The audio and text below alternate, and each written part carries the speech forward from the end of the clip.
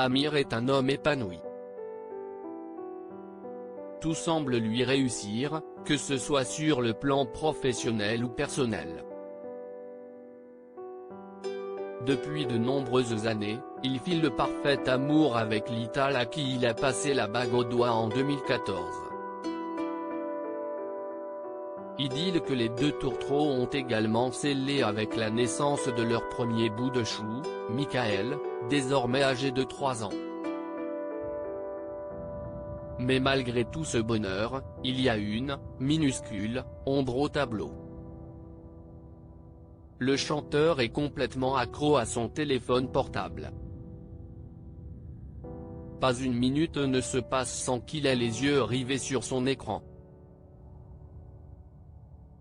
Il avait d'ailleurs dû s'en séparer pendant une dizaine de jours lors de sa participation à Nos Terres Inconnues. Le finaliste de la 3e saison de The Voice avait séjourné dans le Jura aux côtés de Raphaël de Casabianca, dans un épisode diffusé en novembre dernier sur France 2. Comme à chacun de ses convives, l'animateur lui avait demandé de se séparer de son téléphone. Un drame pour Amir, qui avait eu du mal à cacher la panique dans son regard. Ça a été de loin le challenge le plus dur pour moi, avouait-il à nos confrères de Téléstar.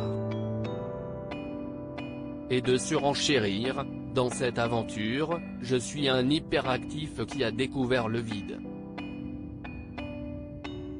Un violent sevrage.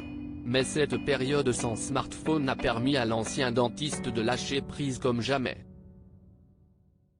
Alors, forcément, lorsqu'il est rentré chez lui aux côtés de Lital et de leur fils, Amir a souhaité appliquer sa nouvelle bonne résolution de poser le téléphone à l'autre bout de l'appart pour partager plus de temps avec mon fils et ma femme.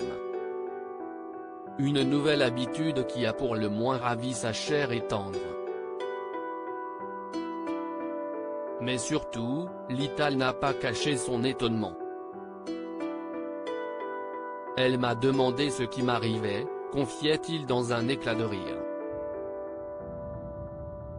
L'histoire ne dit en revanche pas si l'homme de 37 ans a réussi à conserver cette bonne résolution.